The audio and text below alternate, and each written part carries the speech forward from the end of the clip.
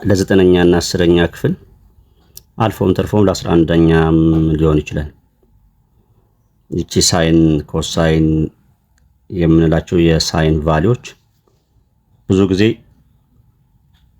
ኮመን አንግልስ የምንላቸው የምንዘንጋቸዋልና እነሱን ለማስታወስ እስኪ ይሄንን ፊንገር ሩል የሚለውን እንመልከት እስኪ።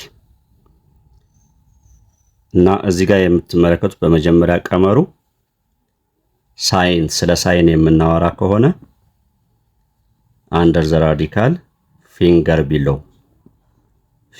ቢሎ ኦቨር 2 ነው ቀመሩ። እንግዲህ እዚህ ፊንገር ቢሎ የሚለው ውስጥ ወይም ሩት ውስጥ ምንድነው የምንገባው የምንለው ላይ በመጀመሪያ እነዚህን ጣቶቻችንን እቺን ጣት 0 ዲግሪ ብለን እንሰይማት። ሆሪዞንታል ስለሆነችም ትመስላለች። ይሄ እቺን ጣት ቀለበት 30 ዲግሪ፣ እቺን 45 ዲግሪ፣ እቺን 30 እና እቺን 60 እና እቺን ደግሞ 90 ዲግሪ አድርገን እናስባቸው። እሺ ስለዚህ ስለ ሳይን 0 ስናወራ እቺን ጣት እያሰብን ነው ማለት ነው። ፊንገር ቢሎ ይለናል ቀመሩ። ከዚች በጣት በታች ሌላ ጣት ስንት አለስ ብለን ስናስብ ምንም ጣት የለም።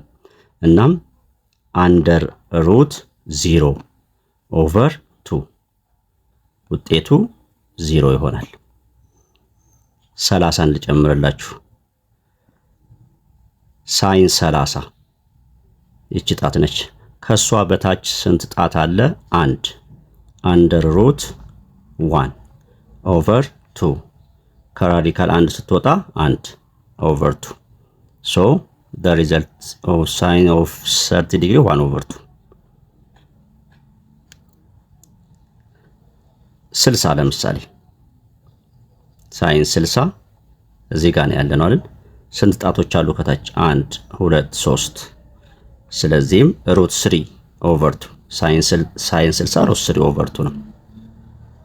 በዚህ መሰረት ስለ ሳይን ያውና ሌሎቹም አሉ እዚህ ጋር። እሺ ስለ ኮስ ስናወራ ደግሞ ቀመሩ ይህን ይመስላል። ፊንገር አባቭ አድርገን ከላይ ያሉትን እናስባለን። ይህም ማለት ሳይን 0 ካልን እንግዲህ እዚህ ጋር ነው ያለነው። ሳይን 0 አባቭ ነው የምናስበው። ስለ ኮስ ስናወራ ከሱ በላይ ስንት ጣቶች አሉ? 1 2 3 4 ጣቶች አሉ። እና ምን እንላለን ማለት ነው? ሩት 4 ኦቨር 2 ሩት 4 ማለት 2 ማለት ነው። ኦቨር 2 አለ 2 ኦቨር 2 1 እና ምን ሆነ? ሳይን 0 ውጤቱ 1 ሆነ። በተመሳሳይ አባቭ መሆኑን እንግዲህ አስታውሱ። ሳይን 30 60 90 ይህን ይመስላል። ስለ ታን ደግሞ ለእናንተ ልቶ ፎርሙላው ግን ሳይን ታን ቴታ which is equal to under the radical finger below over under the radical finger above እያደረጋችሁ ሞክሩ። ይህ መቼውንም ጊዜ የማትረሱት ያያያዝ መንገድ ደግማችኋል። መምህር መዋመር ነኝ ከማሚ ማትስ ዩቲዩብ ቻው።